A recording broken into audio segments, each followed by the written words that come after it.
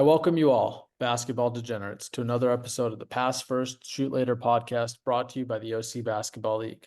I'm your host, Zico Pepic, here with my co-hosts, Michael Van Wyck and Omar Almadine.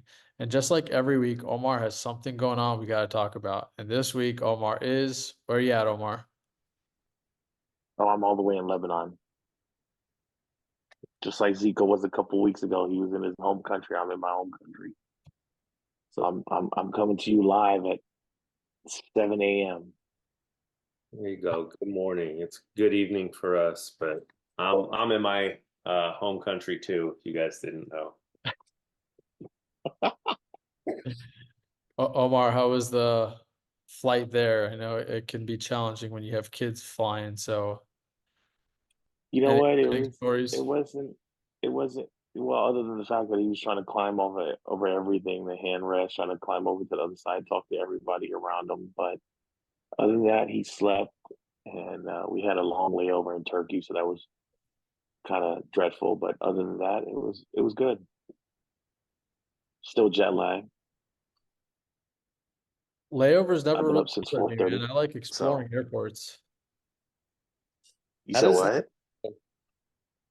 I said layovers never bothered me. I like exploring airports. Yeah, no, it's just the timing because of the whole jet lag and everything. how does time changes work, like daylight savings in other countries? I think it's like 2 weeks later. Yeah, it's 2 weeks later. It was America's a little premature on everything, you know? I, they shouldn't even change the clocks. I think it's ridiculous. I agree with you, Mike.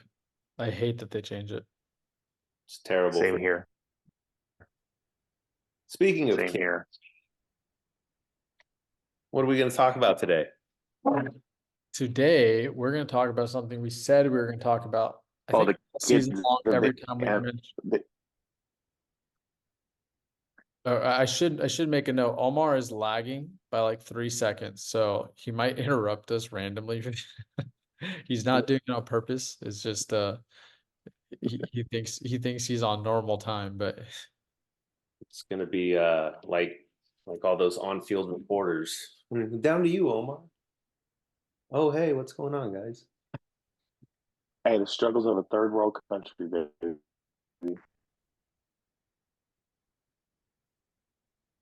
so like I was saying, we're going to talk about something we keep saying we're going to talk about all year long, and every time we mention Victor Wembanyama or Chet, we're going to do our top rookies for this season. Um, Also debate rookie of the year at the end of this list. We are going to use the list directly from NBA.com. There's a list that you could find. We could share it so you guys can look at it as well. But the list is just top 10 rookies so far this season. It's going to give us some of their numbers, and we're going to kind of break down some of their games. So, yeah, we each have the list. Mike, why don't you start us off? Actually, Omar, why don't you start us off at number 10? Because I know you got a lot to say about this.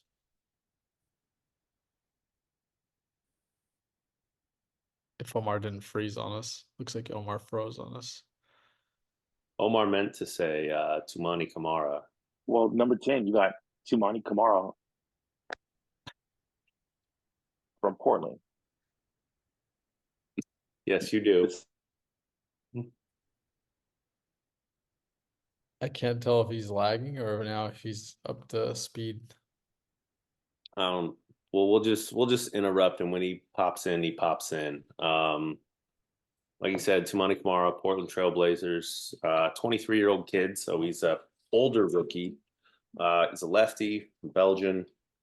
What's he doing in Portland right now? He's averaging 7 points, 5 rebounds. He's shooting just under 33% from three. He's a good defensive player. He can switch onto things because he's long. He's 6'8", 220.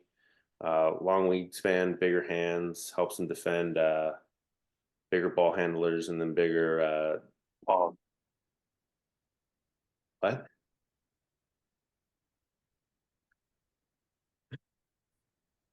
I can't Omar, you want to trying chime to in, pause. Omar? Like, are you speaking to Siri now? Like, hey, pause the show. I got to get in there.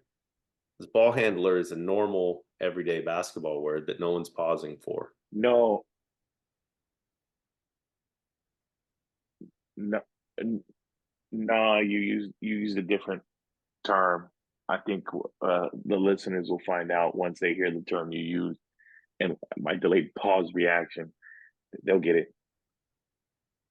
I missed it too, honestly, but I'm definitely gonna rewind later on and see what it was you're talking about, Omar, because Yeah, these usually end up being funny. let's hope, guys.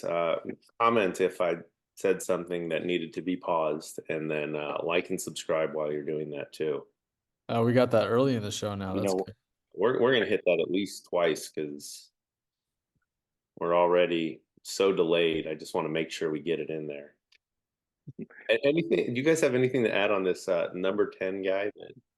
I'm gonna fill in for Omar because Omar mentioned this before this. actually, if you guys Go ahead, Omar. can you guys hear me? Yeah, Yeah. we can hear you. Well, you know that. Well, definitely, like I was mentioning, he does. He's an interesting player at the number 10 slot, especially once we go through the remaining 9 players. Is the fact that you know a rookie from the Portland Trailblazers, not named Scoot Henderson, is in the top 10. The guy who came highly, spoken about, played in the Ignite League, and people thought he was going to take the league by storm. Got put down. We talked about it in previous episodes where he got sent to the G League, and now you have a rookie from Portland that's in the top 10, and it's not Scoot. That's an interesting It, thing it to me here. it is. It's definitely interesting since this is the 52nd pick of the draft. It's the Yeah. 52nd pick of the draft. So it's surprising that they would pick him. I mean, his numbers are not better than Scoots at this point. I think Scoots like 13 points, 3 assists, 5 assists, 3 rebounds, what I'm looking at right now, and he's shooting 38% for the field. So it's not like the numbers of this guy are much better than Scoots at this point. I think the biggest situation for them is that Recording in progress. Omar, you got both streams going at the same time. I know you're switching over to your laptop, but you got to cut one out because there's back. But also, I mean, we're just going to try to overlap Omar here. Scoot's only 20, so he's 3 years younger than this kid. And I don't necessarily think that he's playing better than Scoot. And I think this is obviously a subjective rating. I think they're trying to get more people talking about him. Scoot's probably lower on this list just because he had higher expectations. Exactly. I think that's the biggest thing. But like Zico said, he's at just under 13 points, just under 5 assists. Scoot's not playing terribly. He's just not playing where he's supposed to be. Which I pointed this out earlier in the season. I don't think that that's necessarily a bad thing for Scoot at this point because he's playing the hardest position in the league in today's game. It used to be that, center and shooting guard were the hardest positions in the league. And then at one point it was power forwards. Now it's probably point guards and small forwards. Those are the hardest positions to play in this league right today. Just matchups are so difficult every single night for guys like him. So I'm not surprised that he's having growing pains, but I think he's going to be fine. Do I think he's going to be Dame Lillard? No, I never thought he was going to be Dame Lillard, but I think he's still going to be a really good player in this league. So he's flashed some really good points at this season. But He could be the same as, like, I guess don't take this the wrong way, but what's Damian Lillard accomplished? well, Damian Lillard is a top 75 player just with stats alone. And then again, like you have to think about what a player accomplishes isn't always predicated on what that player is doing. There's more to the NBA than that. Like the Portland Trailblazers never really surrounded Dame with a team that was built to win a title. Like if you compared any of his teams, which did really well, they got to the Western Conference Finals. Go look at that team. That was the year I think they still had LaMarcus Aldridge. And that was his best chance. LaMarcus Aldridge was probably his best teammate ever. And LaMarcus Aldridge still wasn't as good as Pau Gasol was, and Kobe had Pau. He wasn't as good as Kyrie or Kevin Love, and LeBron had those guys. He wasn't as good as Clay or even Draymond Green to an extent. So it's hard for me to knock Dame when he just didn't have the teammates to do it. Yeah, but you can't. But let's back up a little bit. I mean, again, it's still early on to really judge on Scoot's career, right? So we're not talking about potentially what his career can turn into, but at the end of the day, we're talking about the rookie, the rookie race here. And this is a guy who was your number one pick.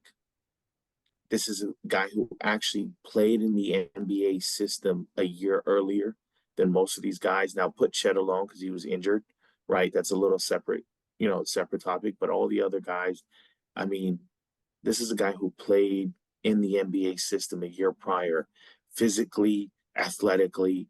He has an NBA ready body. And here you are, we're talking about another teammate whose stats are not better than him and is in the rookie race. And like I think it was Mike who mentioned, since I was having a lot of glitches here, is these are subjectives, right? These are writers, these are subjective. But at the end of the day, from a basketball standpoint, or from a podcast standpoint, talking about basketball, it's interesting to see how a teammate of the first overall pick, who was the 52nd pick, who has not better stats, is in the top 10. There's either potential there that, and again, this goes back to the argument about how European players are taking over the league, in my opinion. And that's just a key, even though the kid played college at Dayton, he went to high school in the US, but he's from Belgium. This is just the European basketball players who have better basketball IQ, who have better NBA basketball skill set. And that's the argument that I'm trying to point out here. It just feeds into today's NBA's biggest issue, is why you see more European players or internationally born players being more dominant, or actually taking the headlines from what it used to be in the past. Omar, you talk about that, and I agree with you 100%. And it kind of blew my mind when I saw a recent quote from Gilbert Arenas about wanting to remove all European players from the NBA because the defense has suffered because of them. Blew my mind to see that. I think that there are a bunch of European guys who are excellent defenders, especially team defenders, since defense is played with much more ferocity in Europe right now than it is in the NBA. So I think Toumani Camara, he's a prime example of that. He's one of those guys that he's not a superstar. He's never going to be a superstar, but he's like one of those guys that could turn into a great role player for a team for the next 10 to 15 years, where he's going to have his role cut out. He's going to be in the league. Like there's no questions about what his role is going to be. Whereas Scoot, we had such high aspirations for him. We thought he's going to be something elite. Now we're looking at it as, well, maybe he won't be elite. We're just hoping he's still really good. So to talk about a long NBA career, my example for Toumani Camara is another Nicholas Batum. That's exactly what I was thinking. So I mean, at the end of the day, Gil, the NBA's defense is suffering. I mean, the game has changed, right? We all know that. So we can't attribute that to just one component about, it's the European players. Because yes, like you said, Zico, for anybody that has watched EuroLeague basketball or European basketball, and ask any pro player that actually has played in a European setting, will tell you they don't get no foul calls. The game is more physical. The defense are harder. There's obviously zone defenses played out there. The NBA, it's catered to the athletic game, but it's a team defense. And yes, some of these European players are slower. That's fine, but they just understand how to rotate. They understand the game has changed and evolved, and it's not the same. There's a reason why Team USA struggles. I mean, when they play in international competition. I mean, just a couple of weeks ago, nobody talked about it, but they lost to Cuba. They lost to Cuba. Yeah. So I think there was that comment was, I hate to play the race card, but I think that comment was a little towards race of certain Europeans, aka Luka, who is being bashed for his defense quite a bit right now. But my counter to that is, how much better defense is James Harden playing than Luka right now? Harden is trying to play I mean, defense. how much better Well, defense? again, How much Luka how is much as better defense is well. LeBron They're just playing? not good at it. Right. But LeBron is capable. Like LeBron has always shown he's capable. Harden has consistently shown that he's going to not try on defense. He is trying this season because he has a team that's a defensive minded team. I think Luka's in the same boat. I think they've surrounded him with a lot of defensive type of players, long and athletic type of players that play defense. So he's trying, but like, what's the difference? What's the difference between Harden and Luka at this point? Both are elite offensively, and both are less than capable defenders that need to be surrounded with defensive players to make sure that they are holding their own. Otherwise, they will really be exposed if they don't have those type of teams around them. At the end of the day, we'll leave it at this. Gil, I love the guy. Some of the stuff he says is on point and legit, and he's calling a spade a spade.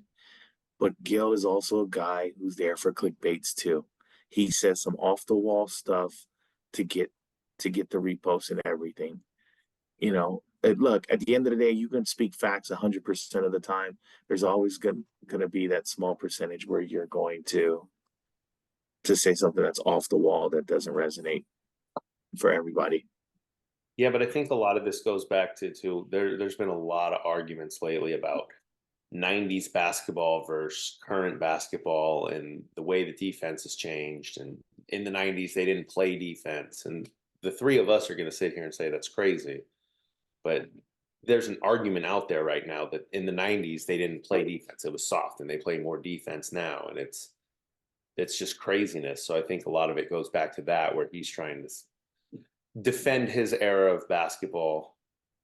But this And isn't his era. His eras was in the 2000s. the early 2000s, yeah, the early 2000s. That's still a carryover from the 90s, and when a lot of those guys still went, still play. That's Right. I think the 2000s and the 90s are more grouped in, similar to the 10s and the 20s. Is just that current era of basketball and where they're looking at. It just, it's crazy to me that anyone would think that the defense is better now than it was then. Well, the 2000s were the best defense era that we've ever seen in the history of basketball. Wow. It is not even close, like how much of a difference it is. And then the 90s were after that. However, the 90s, I forgot the exact percentage points of how much better the 2000s were. I had this data written down somewhere so I could bring it to a podcast, which I will look it up for a different episode. But especially when we do an episode on eras. Yeah, it is crazy to me that he's saying some of the stuff, but I agree with Omar. Some of it's clickbait. It's got to be. You have to.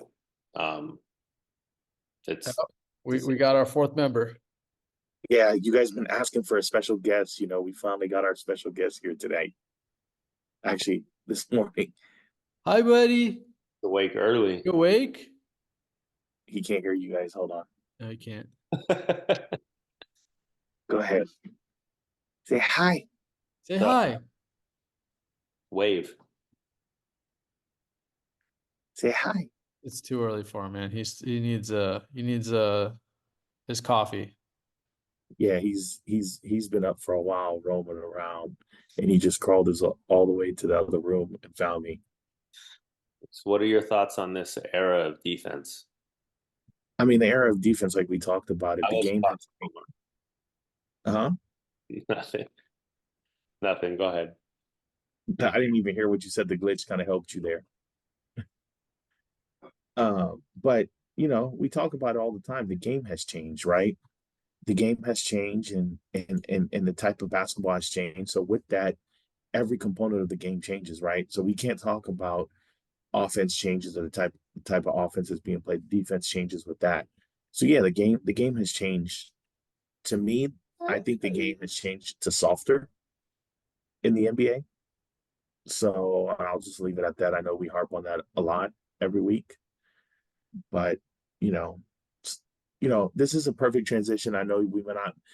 I do want to go to number 9 because just the other day, the way this game has changed is the reason why this young man missed a wide open game-winning layup. Before you say that, I do want to defend the players a little bit. The league as a whole, yes, is softer, but I don't blame the players for that. There's a lot of rules in place for player safety and keeping fouls, a lot more. I don't know the word I'm looking for, but you get fined for things that were common fouls not too long ago. And that's player safety. So I don't fault the players 100% for being soft, but yes, the league is softer. Yet there's more injuries now than there ever was. But that's athletics. That's jumping higher, landing from further. There's all kinds of stuff that goes into that. More training, year-round training, not training different sports. We've talked about that in previous episodes. But yeah, let's But- jump into number 9, Omar. I know, go but ahead. let's Go on with what you're let- saying. I know, but I do want to comment back what Mike said. It's not the players, it's also the league. I mean, if you do a quick comparison to the NFL, and the NFL has changed, has tried to make the game safer for their players, right? But the game hasn't really changed. Some of the some of the hits. We're talking about the hits from the Jack Tatum days, the John Lynch's days, the Ray Lewis's days, the Ed Reed days, right? Those hits are now flags, right? Those hits, the helmet to helmet, the targeting, right? All those calls have changed, but at the end of the day, the game is still considered physical, right? The game has to turn into flag football. There's still a breed of players. That football's still a physical sport. Obviously, it's tackle football. That's the name of the game, right? But if you talk to football fans, football players, it's definitely a lot softer than it was. You can't touch quarterbacks. You can't touch receivers. You can't. Football is soft. And those are your big paid players, right? And so you're protecting franchise players here. But I don't disagree with what you're saying. Yes, the game has changed, but the thing is I don't only blame it on the league. I blame it on the players. Again, all these changes come with a discussion and a negotiation with the players union, right? The players association. And if they didn't agree, if there wasn't been some advocacy for this, if there hasn't been some support for the league changes defensively and stuff like that, we wouldn't see that. That means there's players who are agreeing to that. 100% agree. I think you can easily say it's 50-50, 60-40, right around there, both ways. I'm just saying I don't think it's 100% the players, and I wouldn't think you are saying it's 100% the league. I think there's that's really all I wanted to say, long story short. I agree. You can go to number 9. So number 9, we talk about the game changing, and this young man, Brandon Podeskemi, right? Did I say Podimski from Golden State. This young man, I've seen him play a couple games, and I like his tenacity. I like his game on the court. But just the other night, this new generation of basketball and these cone drills and these layups, and this young man missed a wide open game-winning layup because he wanted to do some fancy left hand side reverse, whatever you want to call it anymore, versus the old just lay it up with the right hand layup, and he missed it. And this is part of the game that drives me nuts today. The game has changed because of all these cone drills and stuff like that. So I mean, the guy is, again, just like number 10, that Tamani was drafted 19th, is in the top 10 players in the MVP race, So again, credit to what he's doing, especially on a declining team from an age standpoint, right? I'm only going to say declining from an age standpoint, where their best players are, Steph, Clay, and Draymond, who are declining, right? And they have a bunch of youngsters, and this guy has come up on top, I would say. All right. Ready for a hot take? Huh? You ready for a hot take? Go for it. This guy's 6'5", 205, averaging just under 10, 6, and 4, right? That's a pretty good stat line for a rookie. This is the same thing as Jordan Poole. This guy's overachieving because of the system he's in, because of the looks he's getting, because Steph draws so much attention. Jordan Poole on another team sucks. Maybe sucks is a strong word, but he's not where he was at Golden State.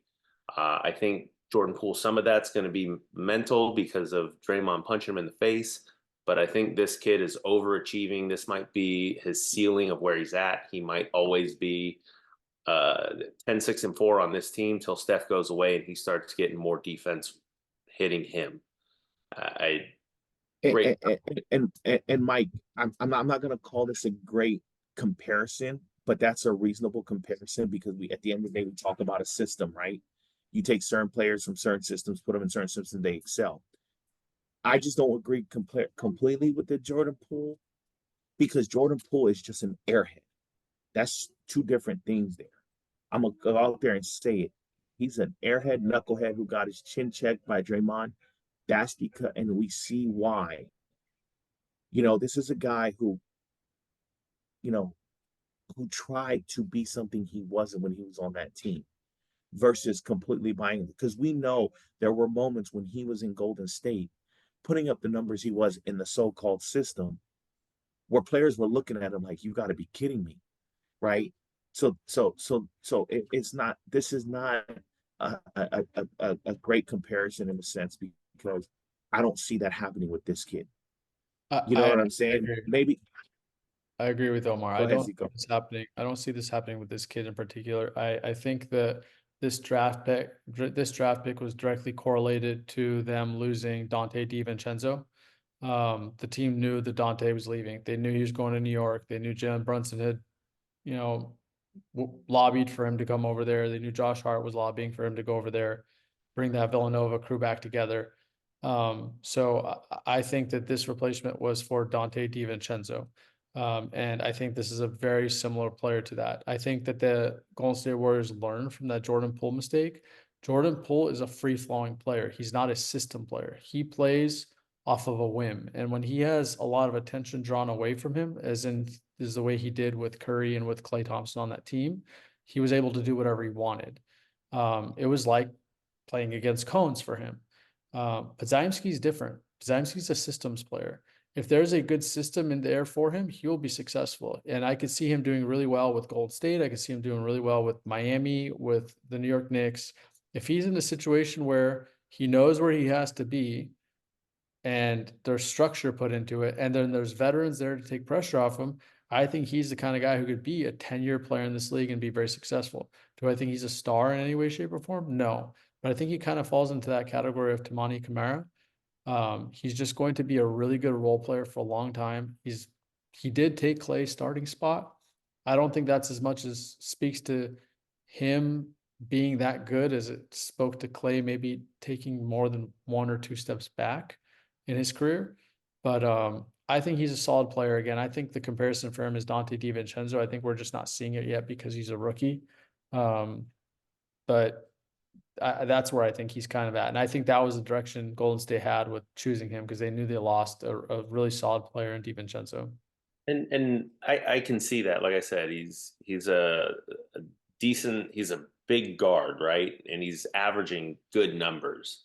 I think he can continue to do that, but more or less, we're talking about, you know, top 10 rookies. So we're saying top 10 guys out of this draft class that are supposed to be good for years to come.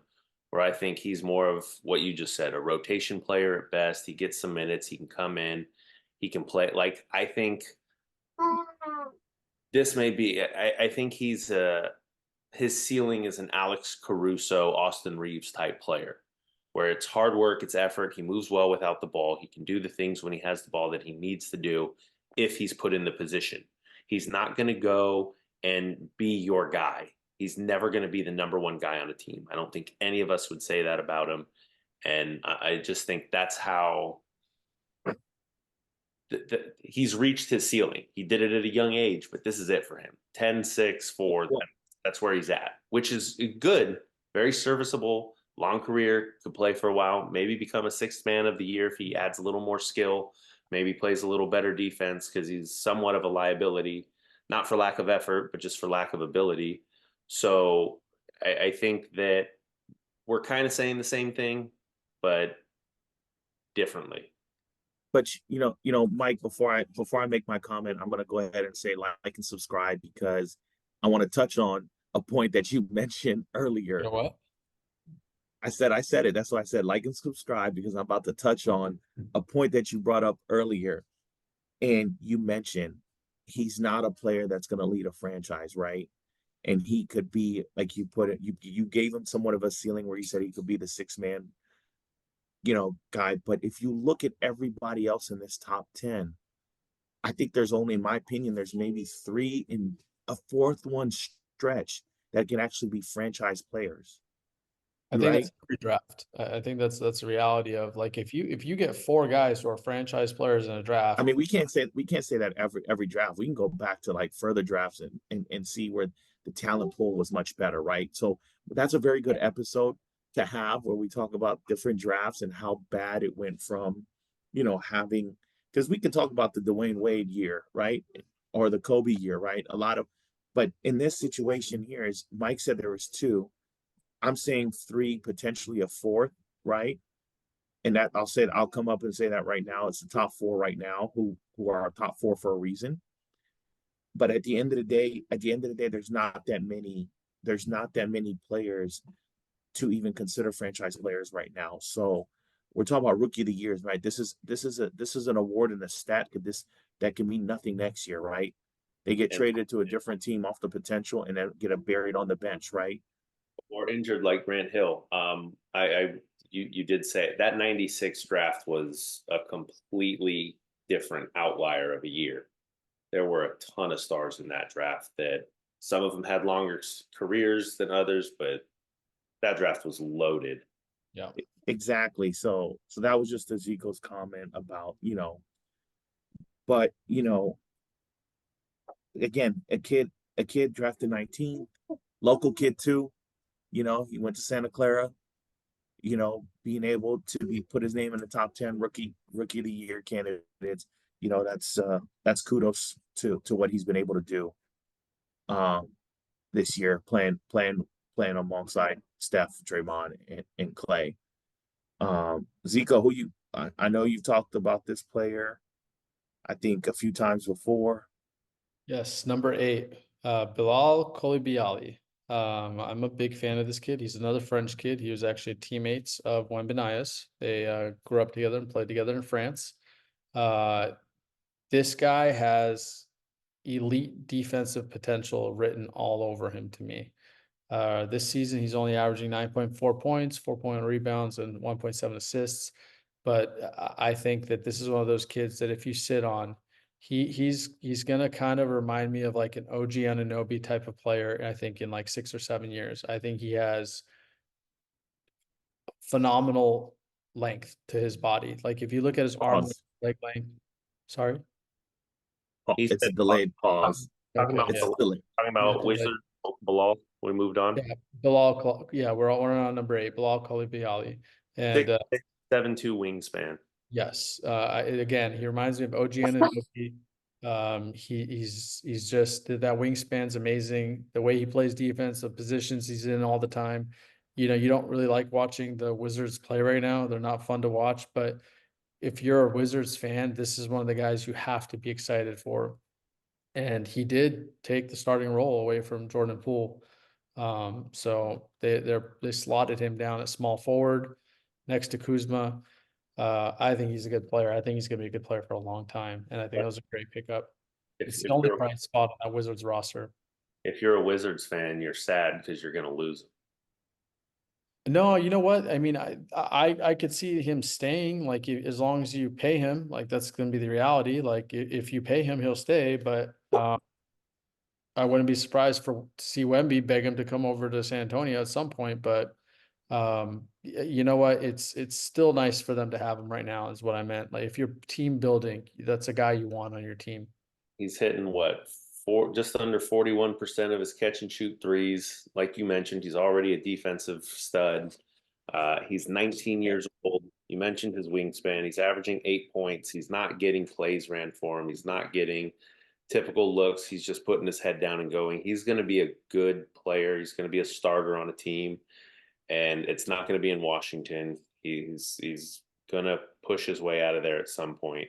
The reason why I think it could still be in Washington is there is just so happens to be another elite French player who's going to be drafted in this year's draft, who, let's just say that guy gets drafted in Washington and you have these two French kids growing up together, they could stay together, Mike. So just things to keep in mind.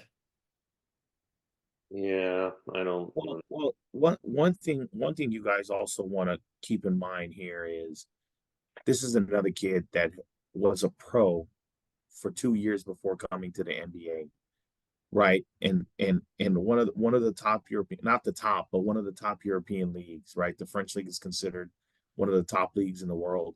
And here's a kid who competed at that level, who's now coming to the NBA, who has the ability to guard, right?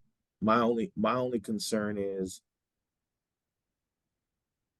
from I personally watch some of those games because of kid or not kids, but guys that I've coached who played in the French league last year, who played against them. So I was actually watching some of those games.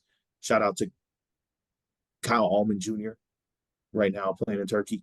But at the end of the day, you know, he wasn't the best player on that team. So could his ceiling be a Dante Exum?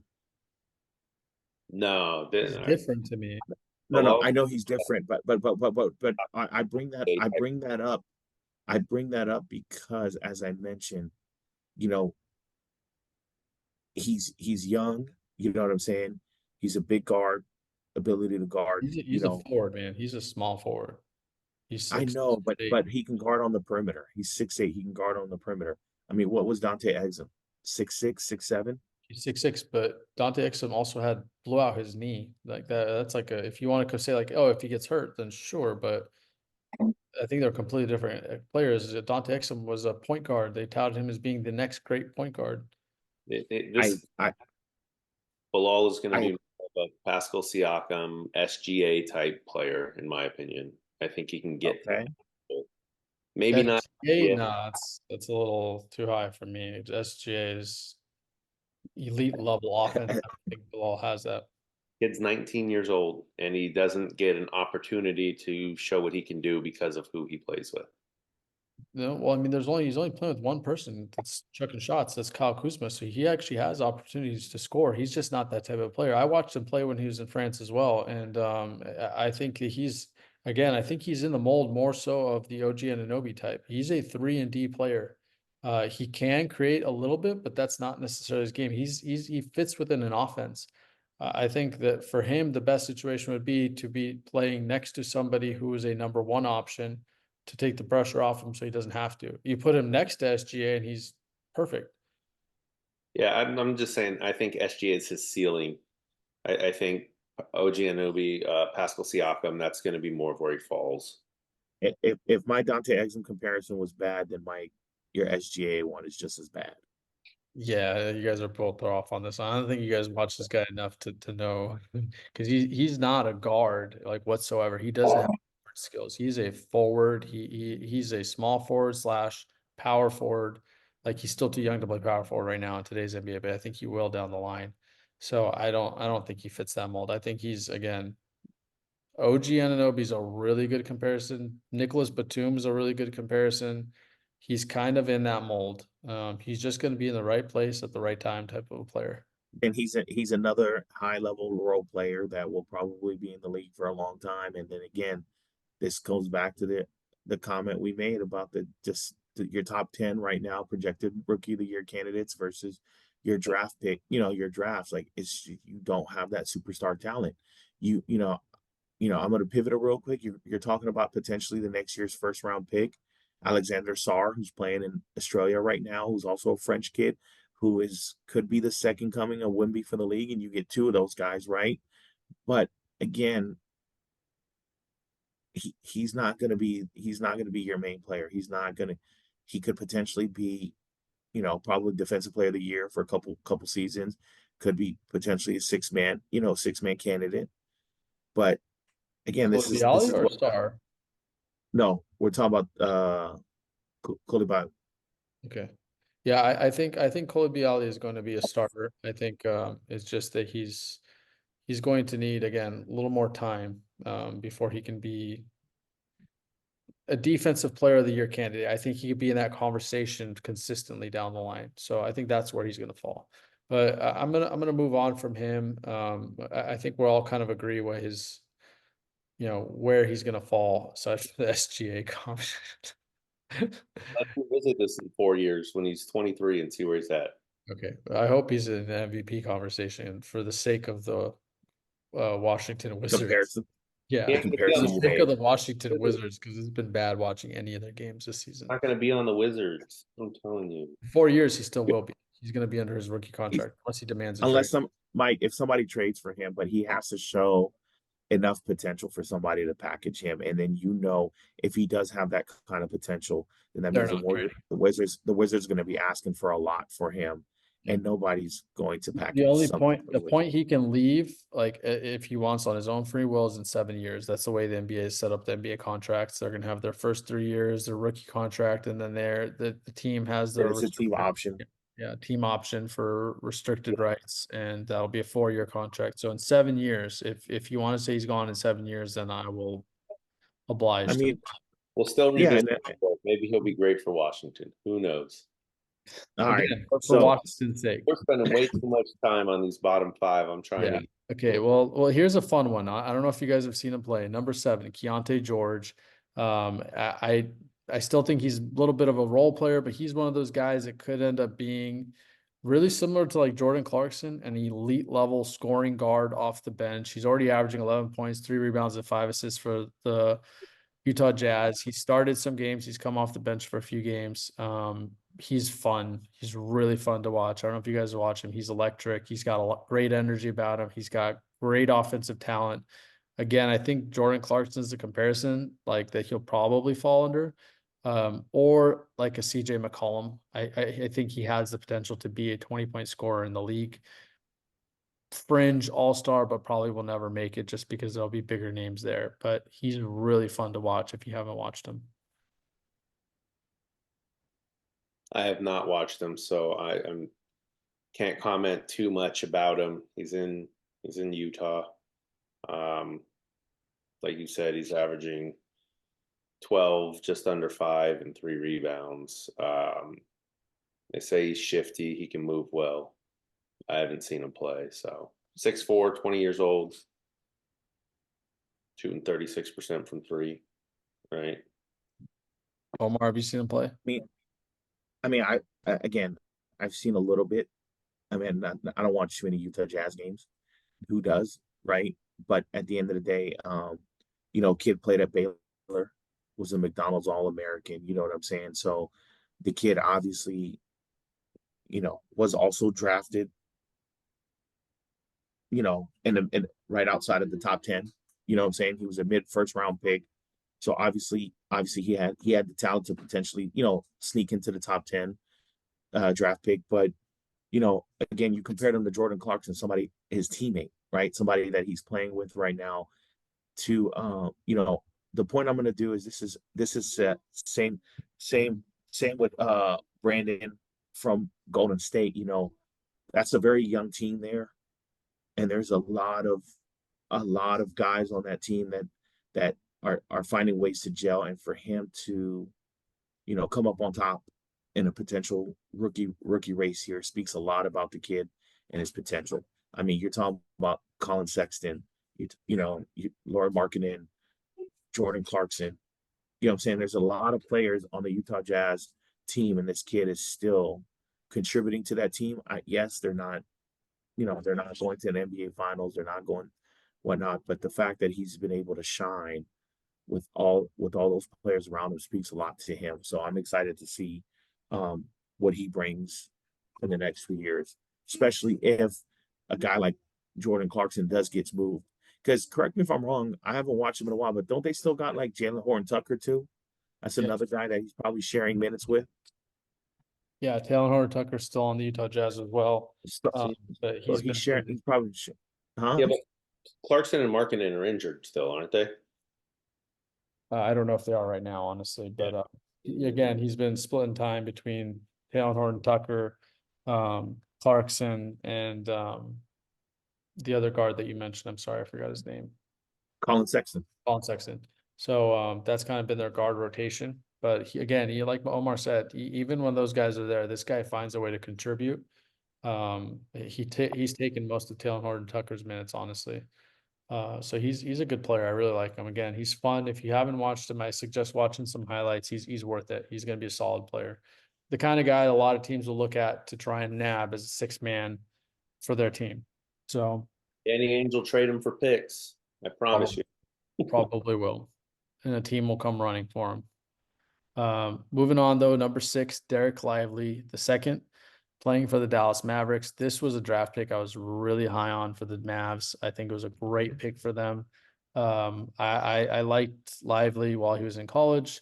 I just felt like he needed I felt like he was more of an NBA big man than he was a college big man, and I think some of that's showing right now.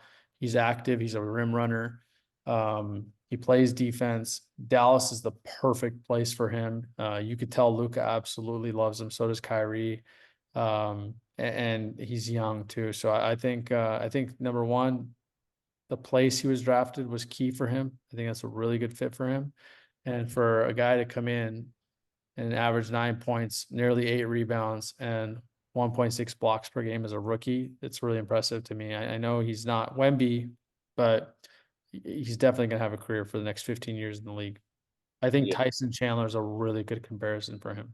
Yeah, so That's a good comparison for him. But the question mark that I have here, Zico, is, you know, the Mavs did just trade for Daniel Gafford, who's also another big man that was playing for Washington, who has over the last 5 games not missed a shot, averaging almost 15 and 10. You know what I'm saying? And so the question mark I have here is if he had that potential of an NBA big man, and that's a great comparison. Tyson Chandler could be the great comparison for this kid here.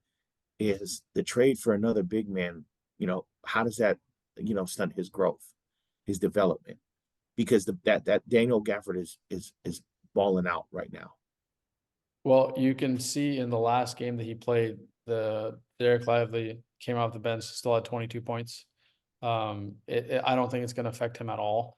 I think the way that he plays with the motor he plays with, it's only going to help him to have someone in practice that's going to have a similar body size, similar style of play that he can really go at. I think you have to remember these kids are so young. They're coming into a league where a lot of these guys have men's bodies, and it's easy for one of them to get hurt. And when you're on a team like the Dallas Mavericks who has championship aspirations, I'm not surprised they traded for Gafford. I think it was a really good trade for them.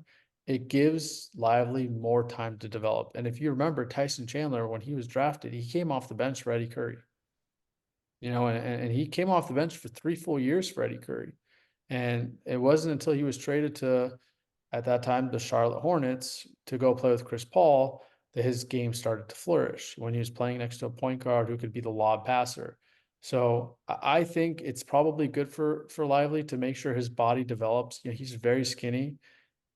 When he hits his man's body, which Gafford already has, Gafford's going to be on the decline. Whether Gafford's on the roster still then or not, like Lively will be in his prime. And I think that's the best situation for Luka right now. So I still think it's a good trade. I don't think it'll astound him. I think it's going to help him.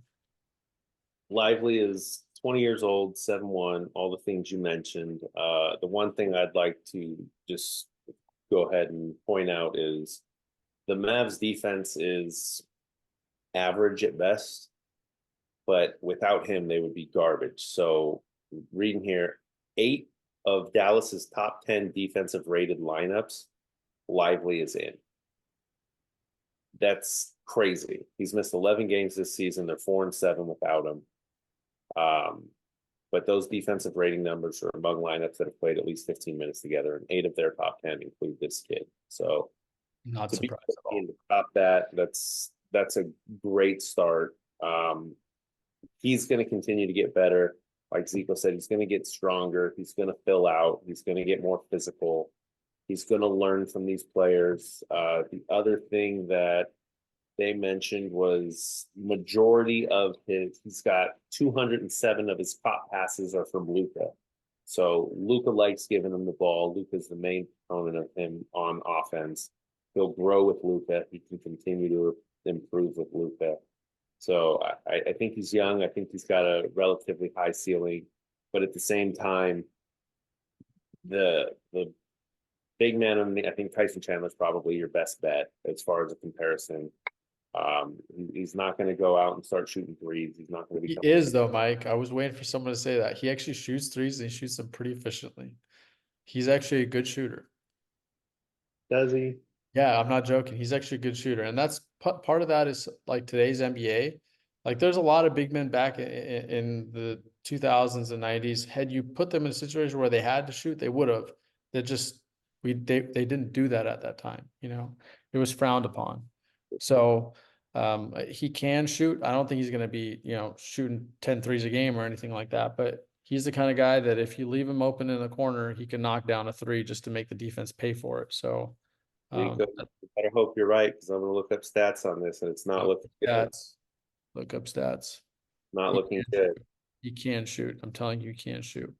On his career, he's attempted 0 3-pointers. So, I'm telling you, he can shoot. I'm telling you, he can shoot. but where is this coming from? Because he's attempted none in his whole career. I'm telling you, he can't shoot. In fact, I'm going to send you a video so you could just watch while Omar is talking at some point during I this. can send you a video of Ben Simmons shooting. I mean, get out of here. No, You're you not- can't. Send it to me. You're not going to send me one single Ben Simmons video where he's knocking down threes left and right. All of them are going to be where he shoots. They show his form and then they cut off before the ball hits the rim because they know they airballed it. Regardless, all I'm saying is he has not attempted a 3-pointer in the NBA. In his entire NBA career, he has 0 3-point attempts. He is not going to become a stretch five. He's not going to develop into that. He's going to be You know what? We'll go ahead and log that as in the White same House. category, as your SGA comment. We all got- I'm telling you, I'm telling you, he's a 3-point shooter. The way the Mavs play him, he's not going to be in a situation to be outside for a three, but I'm telling you, he can hit the 3-point shot. I'm just telling you, he can. It will come by later on and it'll surprise the hell out of you. But with the way the Mavs play him, he's a rim runner. They keep him in that position. So they're trying to make sure that they spread the floor for the other shooters. They don't need him to shoot threes. That's the reality on that situation for that team. I'm telling you, this guy can shoot threes. He at some point in his career, he's going to prove it. He's going to be a 3-point threat. I'm calling it. All right, we'll revisit this in 4 years and see if he's. We will. We will. I guarantee you, we will. All right, fine. Omar, anything else you want to add about Derek Lively? Nope. Now let's move on to another terrible team with a decent player who's probably got some upside. Number 5, we're going to get into the top 5. Ausar Thompson, Detroit. Terrible team, but kid 6'7", 21 years old. He's averaging just under 9, 6 rebounds, a block and a steal, right? I'm going to I haven't seen him play a lot. Looking at this, I'm going to pin this on the fact that somebody has to put up a number in Detroit. They have a terrible team, so someone's got to do something. I don't think it's a team issue. I think it's a management issue, and I think it's a coaching issue. I think they have good players. I don't think the players know what to do or what to expect on that team. I wanted to root for Monty Williams. I wanted to root for Monty Williams since he was with the Pelicans, or was it the Hornets at that time? I can't remember. Before you continue, do they have good players or do they have players with good potential? No, I think they have good players. I think they do have good players. I think that if a coach were to come in and organize that team, and if the management would decide what they want to keep and what they want, which they started to do, by the way, when they finally made some of the trades at the deadline, they started getting rid of the players that were of no use to the roster, and they started focusing on who they're going to keep moving forward. I think you now see that they have starting five that they can kind of build around. Ausar Thompson is one of them. Cade Cunningham is one of them. Jaden Ivey is one of them. Duran's one of them. And then Fontecchio, which they traded from Utah, which is an athletic forward, combo forward type of player, just like Ausar Thompson, that they're playing between 3 and 4 between those two guys. They kind of have a starting five starting to mold. The problem is the way their offense and defense is structured, and this has been a knock on Monty in every year that he's coached. I don't think Monty Williams is a head coach in this league. I just don't. I don't think he's capable of the X's and O's needed on both ends of the floor to put a team in a situation to be successful. And it shows more when he has a young team that he has to develop. I don't think he's a developmental coach. He did well when he had Chris Paul back in the day, and he had Tyson Chandler back in the day. That was a different NBA. That was a That was different a NBA. different NBA. You had Chris Paul who did everything for you. Cade can do some of that for you, but he's not Chris Paul level to do that. So you need someone who's going to guide these kids. You need someone who's going to teach these kids. And I don't think he's the right person for it. Nothing against him. Again, I was rooting for him. But then also, Detroit's management has been doing this for years now. They have an image that they want to play with, and they've been pushing it down the coach that they want them to represent what the image they want to build. And it makes no sense. They draft multiple guards of the same position. They just drafted a player that they just waived, Killian Hayes, top draft pick. He was I think the 4th or 5th pick in the draft. They kept him for 3 years and then they waived him. The amount of stuff that they're doing, like, it just doesn't make sense to me. And They're acting like a European team, Zico, where they get these young players and then they try to sell them to other. The only difference is you can't can't sell players like you do in Europe, but that's kind of like the MO that they've had over the last couple of years. But I think the key, we talked about Monte Williams, and I think if he had Cade Cunningham, is playing the point guard position, but not for Monte's system. If they had more of an extension of this coaching staff type of point guard on the floor, you probably see a little different result for this team. And who knows, Usar could have better numbers, or the numbers could decline, because now you have another player on the floor at the same time. But at the end of the day, I think his, again, we're in a league where if you're capable of playing both ends of the floor, that's huge, especially as a rookie. 10 points, 8 rebounds, that's huge. And then he racks up steals and blocks as well. Correct. And so that's and it. By the way, Mike, I have to point this out just as an example again. If you look at literally NBA.com highlights this in this article. The Pistons cut his minutes. They cut his minutes. But he can't shoot. He can't spread the floor. There's another guy who can't shoot. He has the second lowest 3-point percentage of any player who's attempted 75 shots in a season. Right. But this is the management issue that I'm talking about. You draft a player who has a chance of being an elite level defensive player, an elite level, like defensive player of the year candidate for a long time to come. Yep. Okay. Yeah. You draft that. How about making sure that player is surrounded by shooters to the point of he does not have to shoot? Jalen Duren's another guy who can't shoot. So you have these 2 elite defensive players. Those guys should be surrounded by shooters so that they don't have to worry about shooting, since they're both playing in the paint anyway. These are the 2 guys that are getting those rebounds off the missed 3-point shooters. All they have had until this point was Cade, who is an elite level shooter. They had Bogdanovich, who is an old guy who was just chucking just to shoot because he wanted to get out of there anyway. I don't understand the roster in terms of how they're building it. If you want to make this work, reality is Jaden Ivey's probably not a good fit. You either have to pick between Jaden Ivey or Cade Cunningham. And I personally would pick Cade. Both those guys are more of slashers. Cade can shoot better than Jade can. So like, you have to build the roster. You have to put it together properly, and they're not doing that. And like, that's a huge issue to me. Yeah, I mean, this kid's got a highlight tape of airballed threes already, so that's not a good look. But what can you do? But yeah, great defender. Probably has huge upside as far as a defensive player. He's still averaging, like I said, 8.5 points with a decent shooting percentage, just not from beyond the arc. So it is what it is. At the end of the day, he got drafted 5th and he's in the 5th spot. So he's held his spot where he was expected to be.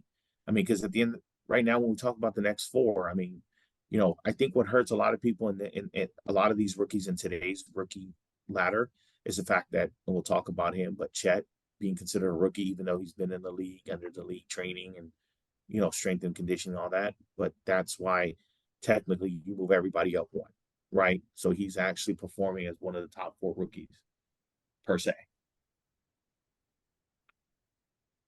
Okay, well, moving on to number 4 then. So just going into this, Omar, these next four, the people that you believe have an opportunity to be franchise players, are Well, for those guys that you're talking about? Because the top two, obviously, I think we all know who the top two are, and we'll Yeah, I get. kind of disagreed with that comment, so I kind of want to see what you'd say when we get here. I think there's only 2 franchise players in this draft.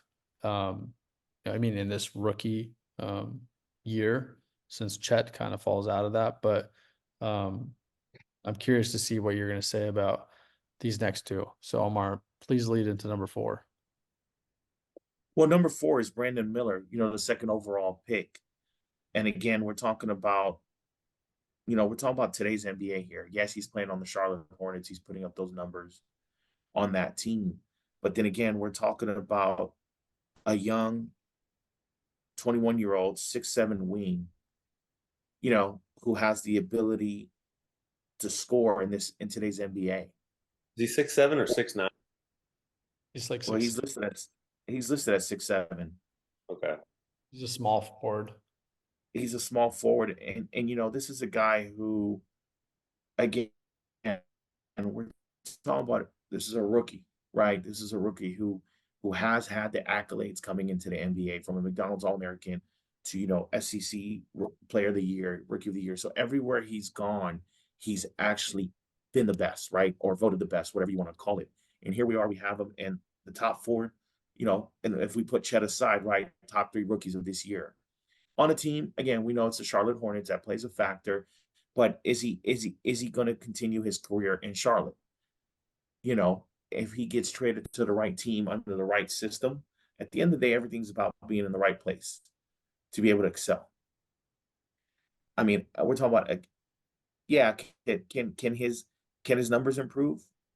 He's had some bad shooting nights, but again, he is shooting a pretty high percentage from 3.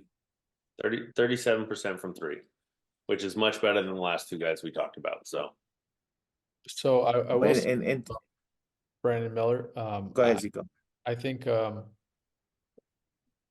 a big factor for him was having LaMelo Ball miss so many games this season. I think LaMelo is a good passer. He's a willing passer for his teammates. And the fact that he gets so much attention, I think that probably would have helped Brandon quite a bit in terms of just seeing more open shot opportunities. I've seen a couple of games where he has to work to get the shots that he's getting, and those were those poor shooting nights that we saw where it was LaMelo being out, and the team kind of decimated with injuries, where the opponents would kind of hone in on him.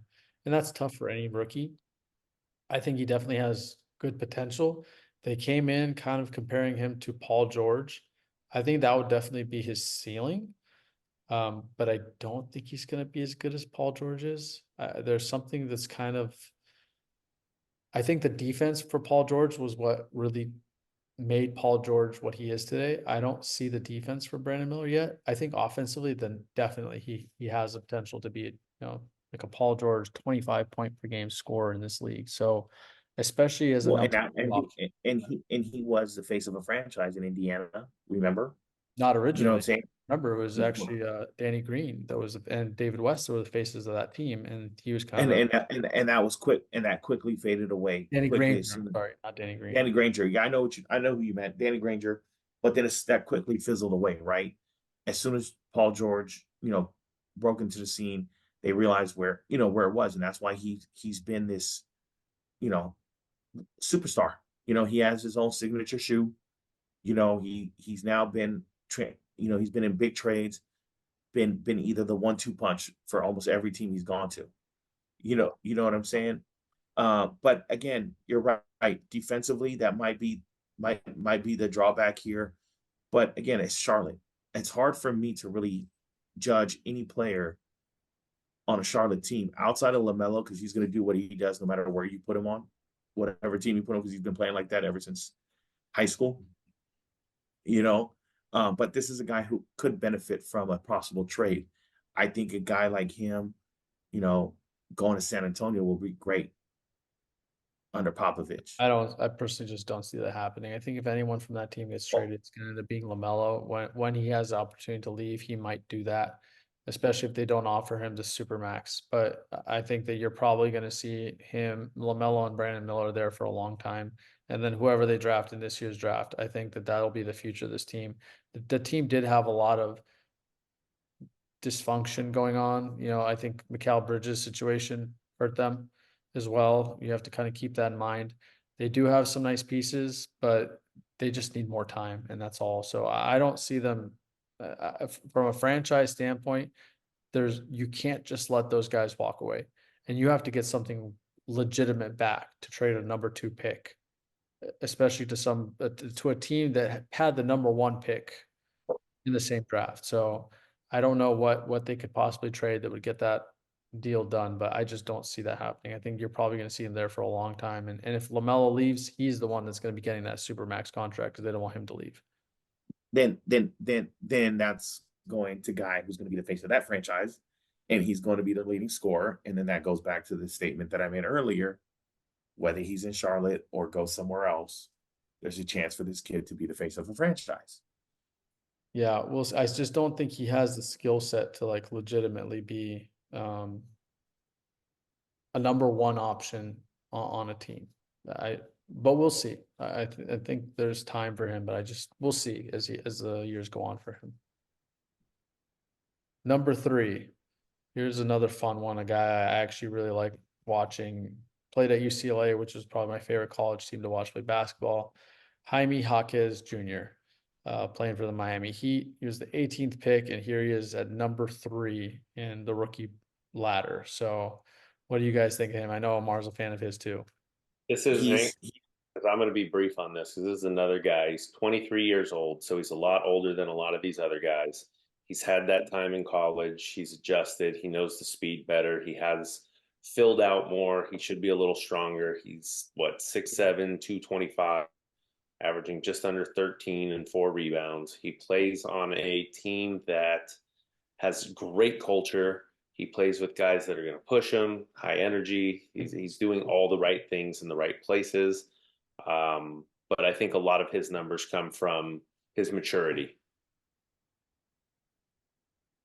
I don't disagree with you, Mike. I mean, that's where for some players staying in college 4 years helps, and some it stunts their development and to NBA development, right? And their game to the NBA. But this is, like you mentioned, this is a kid who has come into an organization, a system that is established with key players there and has contributed. You've cracked not just a rotation, but you've now become a key contributor to that team where you're well liked by your teammates. You know what I'm saying? You have the vets support you. Your coach has trust in you. And then, like you said, he's a well-rounded basketball player with high IQ. And so it's just not a knock on him being the fact that he played 4 years in college. It's just he got drafted to the right team, in my opinion. I agree with that. He definitely got drafted to the right team. There's other players that have played 4 years of college and done pretty well. I don't think he's like Tim Duncan, but like could end up having like a Shane Battier type of career, although he's not that kind of a player. He's different. There's plenty of guys that played 4 years. That's a bad comparison. Shane No, Battier. I'm not making a comparison. I'm just saying that there's levels of differences with guys who have played 4 years. Like Kyle Kuzma played 3 years, and he is what he is. We kind of know like he's already reached his ceiling, but he's just going to be a scorer. Like some people thought he was the next Paul George. I never did. I don't think Jaime Jaquez is anywhere on that level, but he's one of those guys that he'll be in the NBA for the next 10 to 12 years just because he knows his role. He went into a system that you can either play in that system or you're never going to see the court in that system, and they'll trade you right away because you can't play in their system. But he came into a system that's kind of hard to crack most of the time for a lot of players because they work you. And he carved out a role really quickly. He fits that mold. I think Miami is a great place for him to be, but I think he could have been on other teams and done really well too. So I love the draft pick when they announced it. He's doing the same things he was doing at UCLA. He's a hustle guy. He's gonna play defense. He's gonna get those easy buckets on offense. He's gonna ignite the team with energy. So that situation I think is key for him right here. The one thing that stands out looking through this, and this is crazy for a rookie, he's third in the NBA in total fourth quarter minutes in the entire NBA, not just rookies. That's insane. So that's a great coach and trusting him in the fourth quarter. That speaks volumes to the type of player he is, and I think again that comes down to maturity. And he's a player who I can see that can sign a long-term extension in Miami and then building around him. And that's why I said he's my long shot of being a franchise player, because if you're because we know the way the deal that Spoelstra just got after his divorce, he's going nowhere for a while. And to have a trust in your rookie, as you mentioned, Mike, in his rookie year and fourth quarter minutes played, there's a marriage there that, you know what I'm saying, that you can see potentially being, built around them. When some of these, when you're looking for a cornerstone, a well-rounded player that you can, because you know what you're going to get with him, right? You understand what he brings to the floor every night. You understand his abilities. You understand his basketball IQ. You can now build. Now, don't get me wrong. You can probably get a guy that's going to score more than him, right? Or a guy that's going to be given nights be considered the best player on the team. But then now you're built when, being a franchise player is not necessarily the best scorer, right? It's the guy that the team builds around. More than anything, it wasn't necessarily building around him. I think that the team had kind of struggled to find a fit next to Bam for a while now. And I think that Jaime fits nearly perfectly next to Bam in today's NBA. The way he plays defense, the way he takes so much pressure off of Bam because he can guard just the same way Bam did 3-4-5, even 2-3-4-5. And he's always in the right spot on defense. That Bam has that backside help from somebody. Now he is only about 6'8". He does have a decent wingspan, so like they are still undersized, which is something that bothers me about the Heat. But they play with so much tenacity, is that they just play bigger than they are. It's like Jimmy Butler. Jimmy Butler's like 6'5", 6'6", but he's the guy that goes out and guards LeBron when they played against him. And with the way he plays, he plays bigger than he is. So I feel like that whole team does that. So fit is the ideal thing for them, and he fit next to Bam, and I think that was the hole they were looking for, and they found it. Yeah. So I think what moving into these next two guys are pretty much the top two of this, we'll call it rookie class. And I think they're realistically the only two that are legitimate franchise players, all NBA players, possible MVP candidates in the future. And starting number two is Chet Holmgren. Both of these guys, but we'll just focus on Chet here. It's 7 feet tall. He's 21 years old. He's still skinny. He's 195, but he's averaging 17 points, shooting 38% from three, 8 rebounds, almost 3 blocks. His true shooting percentage is at 64%. It's what he's doing is crazy. He's hit big shots. He can create for himself. He can create for his teammates. He draws a lot of attention. He has good teammates around him. I mean, we've talked about OKC enough. I've said I personally think they're still too young to be legitimate title contenders this season. But next year, 2 years, 3 years from now, these guys stay together. I think he's going to be the leader of this team. Just from a on the court standpoint of just being who he is, he's going to be their go-to. Obviously, SGA's got the ball. He's going to be the one who sets it up, but I think Chet is going to be their best player. Should he continue to develop, as he gets older. He's 21. He had that year of sitting, but still seeing how the NBA operates, still going through and looking at practices and what he's doing. I don't think is short of what people expected from him. He might even be exceeding some people's expectations, but he's playing great on a good team, right? So I don't think there's much more. And I think that he sometimes, obviously, we'll get to number one. It'll be slightly different because that guy's team sucks. But what he's doing on a good team and the numbers he's putting up is incredible. And I think that going forward, he will make an all NBA team at some point. He's going to be an MVP candidate and he's going to have a good career.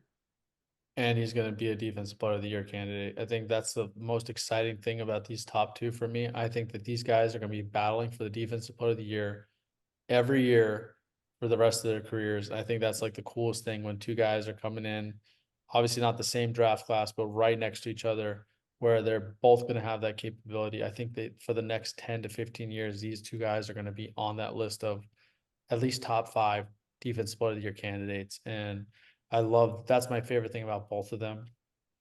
Yes, Chet's on a better team right now. I think the fact that he has SGA with him is, like we said this before, Wemby's the franchise player on his team, and Chet probably could be on another team, but on this team, SGA is the franchise player on this team.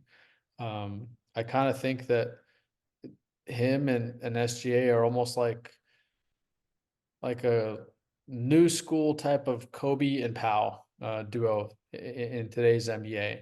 And I think they complement each other really well. And I mean, I don't want to compare them to it. I'm just saying like the way that they complement each other is really nice. And that's the last kind of duo that I've seen that did that. So I think that they're going to go as far as those two take them. And yeah, Chet's been phenomenal. I'm definitely excited for him and for that team. Well, that's a very good comment that you made here, Zico, about just a duo, right? Compatibility for today's game. And, it's refreshing to be able to see something like that. Now, I don't disagree with your guys' comments about these two going head to head for the next couple of years. And they're also going to be your prototype of what NBA teams are going to start looking for in future draft picks, because they're showing their value in today's NBA. Now, call me a hater. I still think that 1 year, whether he was injured or not, being in the NBA organization, the workouts, the conditioning, the strength and conditioning, and everything that got him, stronger, better physical shape to be able to contribute this year, which is credit, because he's consistent, he's contributing, he's been playing, consistently, but that played a factor, and that's why, to me, I'd like to see if that's going to be sustainable for him, because he was, frail, he was, uh, I don't want to say injury prone, but that was a worry that a lot of people had, and 1 year showed a big difference here. But then again, his numbers, you mentioned Zico, his numbers playing alongside SGA and other players in OKC, and the chemistry that they have in the system that they have is, those numbers are also attributed to the fact that he's not the primary focus. Right. There are some given nights, but SGA is an MVP candidate, right? At the end of the day, that's the primary focus. Can we back all the way up though to Zico? For the amount of times you guys say that I am a Kobe hater, you just compared SGA to Kobe. No, I didn't. You said they are Kobe and no, I did not. That's not what I compared him to. He didn't, because I shook my head when he made that comment, like, that's an interesting comparison. I But he did. I didn't. actually said the fact that there's a duo, like it's not a big three, it's not anything like that. You're going to see a perimeter player with a post player. It's like a new age style of what Kobe and Powell did in today's NBA. Kobe and Powell were European style basketball, and Chet and SJ have a little bit of European flair to them, especially from SGA. So you're That's the only comparing. comparison I made. But you're comparing. No, I just meant that I'm comparing the duo, the way that Kobe and Powell played to this. I'm not comparing them. Like they're completely different. I'm just saying, like, I like seeing that duo. Mike, we've talked about this. If I build a team, I'm going to have a perimeter player and a post player. I'm going to build around that. There's teams that want to build with 3 perimeter players, a la Phoenix Suns. It's not the way I've ever wanted to build a roster. If I'm building a roster, I love what OKC is doing. Like personally, to me, that's the way to build a title contending roster.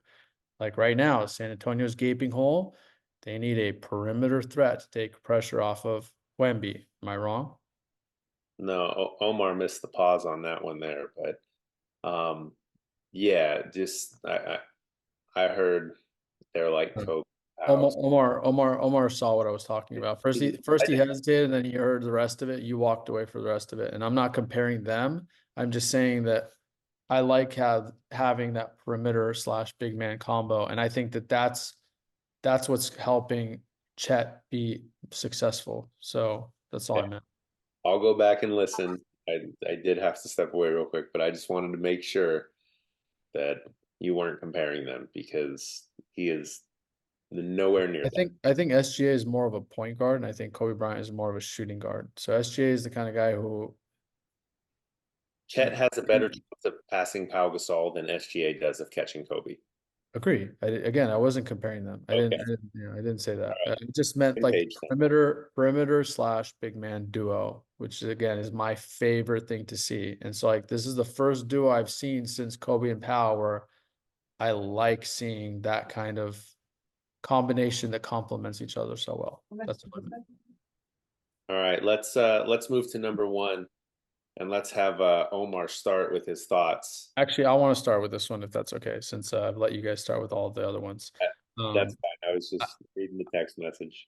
Earlier in the season, we talked about how we thought that this season, because of his situation, Chet would be ahead of Wemby, just because he was a year older. We all agreed Wemby's going to be the better player down the road, right?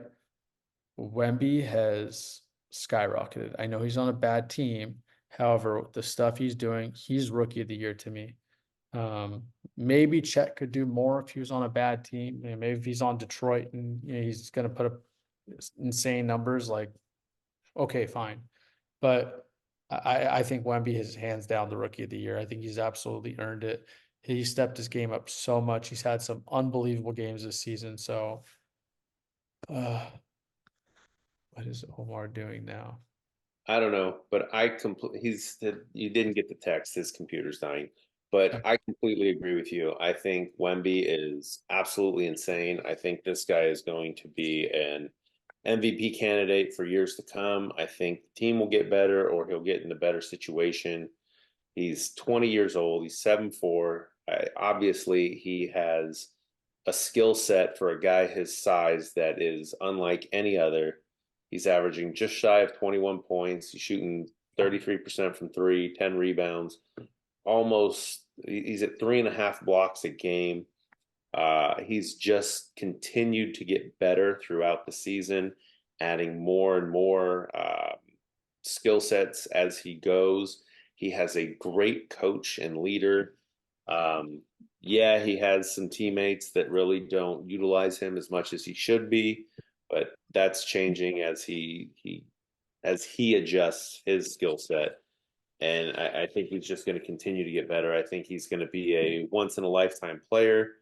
I think he's obviously doing things already that nobody's ever done before just because of his size. Watching some of his dunks on people where it looks like he's ridiculously far, but he's extremely close because of how long his wingspan is. It's just he's going to be a stud for a long time, I think. Well, Go ahead, Omar. well, you know what? I mean, he's unanimously to me the rookie of the year. This is a kid who came in with all the hype, all the expectations, number 1 pick on not one of the best teams in the league right now, and is consistently demonstrating his ability to compete in this league with, you know, numbers, some insane numbers here. You know, some of his stat lines, and he's doing it at a high level consistently. To me, there's no doubt. Like Wemby can take the rest of the year off to me and still is rookie of the year to me. I hope he doesn't take the rest of the year off. No, he's already been playing. He's already back and playing. Yeah, I know. But you get, I want to watch him play. my, Yeah, I know. my I point want to is, watch him play is what I meant. yeah, but I think he's demonstrated that he's actually held his, you know, he's held his own, being projected as the number one pick, and the way he's played and demonstrated his ability to compete in the NBA. I think the key for him and what the biggest change for him in the way he started just dominating was when they finally put him at center. I think early on they played him next to Zach Collins. They were worried like, oh, maybe he's too frail, whatever. I think this it's the same thing with Chet. Chet was better suited to play center, even if he was frail. The amount of guys that he really had to worry about was Jokic and Embiid, right? There wasn't too many other centers that really were going to body him to the point of affecting him. So I think as soon as they put him at center, that entire team started playing better. They won more games since he's been at center, and obviously did go through an injury, but I think he is going to be a center in this league, you know, regardless of frame. Maybe he needs to have a power forward next to him who's going to be a physical brute, take some pressure off him if he needs to bang or something like that. But he definitely needs that perimeter guy. Just like, you know, Chet has SGA, he needs somebody who's going to be that perimeter guy. I like Vassell a lot. Vassell is just more of a shooter. He's catch and shoot type of player. Maybe it's a point guard, maybe it's a small forward. I don't know who it's going to be. I think that's the team's mission going forward, but he really is. He's going to be the face of the league. I think as some of these older guys fade, the league will be in good hands just thanks to him. Will he have you guys tell me, will he pass Derrick Rose as the youngest MVP ever? Derrick Rose did it at 22 and some odd years. Wemby's going to end this season at 20, so he's got roughly 2 seasons. I think that all depends on management. You know, like they're building him along slowly. They're building that team along slowly. Unless they go sign someone this offseason, which looking at the free agents, I don't see it, or trade for someone. They're going to have a high draft pick this season, this summer. Maybe they trade for somebody that we're not aware of that could be that guy that, well, we were just talking about like LaMelo Ball. Like maybe they trade for LaMelo Ball. Well, that'd be phenomenal for both of them, right? But I don't see it happening. I feel like San Antonio, with the way they're doing it, is they're going to make this a slow process. So I don't know if you will, just because of the standpoint of you to be an MVP, you have to be a top 3 team, top 4 team to get that.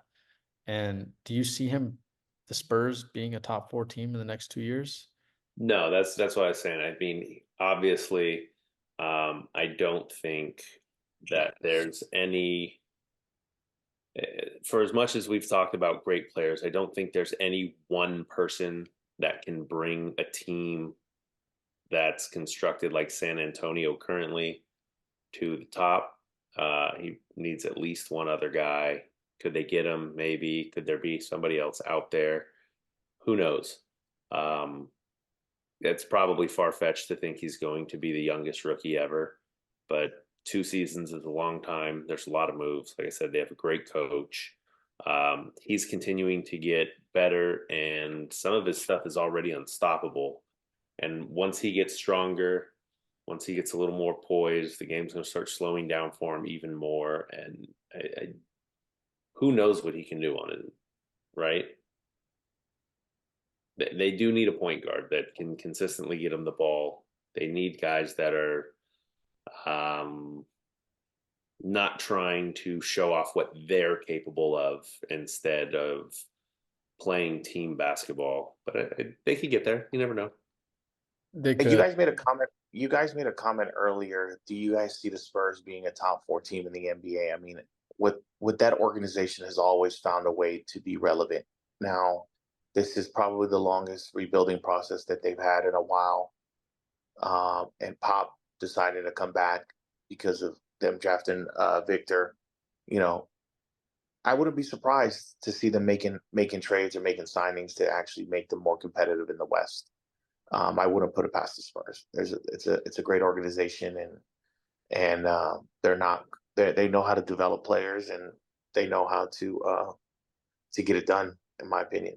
I wouldn't put it past them. My only issue is that when you consider availability and the players who are going to be or possibly will be traded, I don't know that there is a player on the market that they could trade for to put them in that situation right now. So yes, they might have a draft pick coming this summer that is going to have value. And they do have some contracts which could be traded to balance the books and take on a bigger salary for a marquee player. Which player will it be? Because like, I mean, this summer, I think you're gonna have like James Harden is a free agent, Paul George is a free agent. I don't see those guys going to the Spurs, like not at this point in their career. You know, LeBron James, same thing. I don't see him going there. You could trade for Zach LaVine. They had the opportunity to do it this season. They didn't. Who else is there? There's no one really out there that I feel like is automatically going to put them in a situation. Pretend every player in the NBA is on the table, right? Who would you want to put next to him?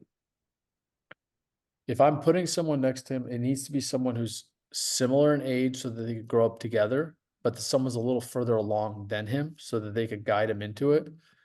I would personally look for a point guard because again, I like Vassell a lot. So Every player in the NBA is available. Who would you put next to him? Well, right now we can be more realistic, and again, we don't know how much. I'm not trying to be real. I'm trying to have some fun. Who would you put next to him? Every player in the NBA is available. Who are you picking? I really do like LaMelo Ball with him. I feel like they'd be dynamic together. I think that's fit. Then that would still keep Wemby as your number one option, just because LaMelo is a willing passer, and I think that's important. Like we just watched, Mike. I know you've watched the Spurs play. It's been a little frustrating when you watch the team like Sohan decides to go do some things where it's just like, give him the ball, bro. It's just give him the like, you know what I mean? Like the last thing I would want to do is put a player next to him that's just gonna dribble, and then maybe like 23 seconds into the shot clock trying to throw him a lob. So like for me, fit's important. I feel like LaMelo would fit really well next to him, and they'd be fun and exciting. And like that would perfectly counter like the SGA Chet like duo, like you know what I mean? Like that would be like I feel like they'd have the same trajectory where it's like, oh wow, like that could be them if you like build with those two guys. So Kobe and Shaq, huh? no, I don't know if it's Kobe and Shaq. I don't think anything will ever be Kobe and Shaq again. Ever. Knock it off, Mike. Yeah, Knock it like off, Mike. never. Like when people were saying James Harden and Embiid were the next Kobe and people were saying ESPN was saying it's going to be a better version than Kobe and Shaq. I wanted to chuck everything at my television when I saw it. So you won't like it just because of what you said and what you're looking for in a pass first point guard. But I think it would be fun to watch Luka and Wemby play together. Yeah, I agree with that. I actually agree with that. That's another one. That was the other guy I thought. I don't think Luka's ever going to be available. Like I know you want to have fun with it. None of these guys are available. Well, I think LaMelo could be at some point. So that's like my whole. Well, why don't we do this, Zico? Let's go unrealistic and versus realistic. Well, I agree with Mike then. Luka and then LaMelo. That's for me, and those are ideal fits next to him. Who you got? Okay. Who's your unrealistic pick? Unrealistic pick. I'm going to go on a limb and say Kyrie. Okay. And the reason you guys laugh again, but I say some shit that a lot of people ends up talking about. So Mike, you thought Stephen A. Smith was my word of reason here, but the thing is, what I'm saying is what a lot of people are thinking. Just a lot of people don't say it out loud. So Kyrie's in a position. The reason I say that is, after the situation that happened in Brooklyn. Wait, is that a reason? Is that unrealistic? Unrealistic. thought unrealistic. you were saying that was realistic because I don't think it's realistic, but I'm a huge Kyrie fan. I didn't think that was realistic. No, unrealistic. And the reason being is going to a team like San Antonio with Greg Popovich help just revamp his image, even though I'm a fan, right? But we know where he stands in as far as his NBA image and playing alongside, having that point guard combo. But my realistic person, and it's a long shot, but he's going to be a free agent this summer, is Tyrese Maxey. Yeah, that was another one I thought of as well. And I know they actually tried trading for Emmanuel quickly before the deadline, which obviously he went Well, to Toronto. yeah, but he's So also similar type of player. he's a restricted free agent next year. So those two guards are up. Now whether I think they'll leave their teams and not get the money that they want, but I can see San Antonio trying to go after one of those two just because. Now another guard who's going to be available, he's more on the veteran side of things, but he'll be a great fit for San Antonio. Is if he decides to leave Boston, is Drew Holiday. Yeah, I don't see that happening. He's too old at this point.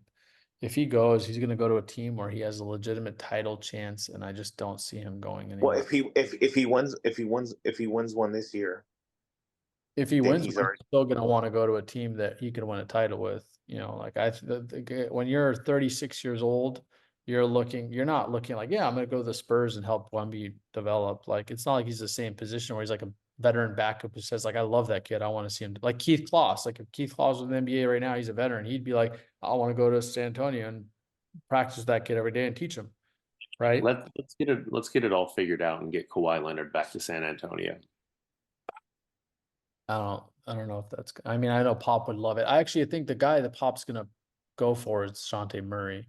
I know he wanted him this season as well, so I wouldn't be surprised if that's the guy he goes for. I just don't know if that's still enough to, No, I don't think so either. I think that's a start. That's a step in direction. Maybe to trade that draft pick for something better, or maybe take a draft pick and develop two guys. I don't know. But I think with Wemby, they need somebody close, and they can go from there. I think he's going to lead this team, and like you said, I think he's going to be the face of the franchise, face of the NBA. I think he's got a long, solid career ahead of him.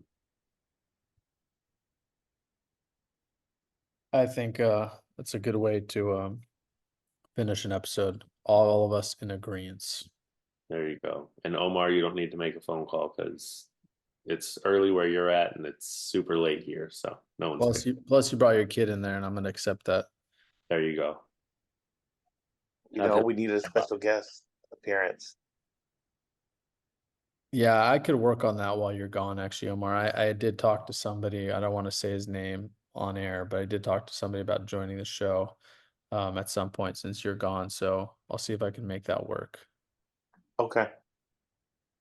Especially if we have delays. I think that'll be good to have one more person chime in while we're waiting.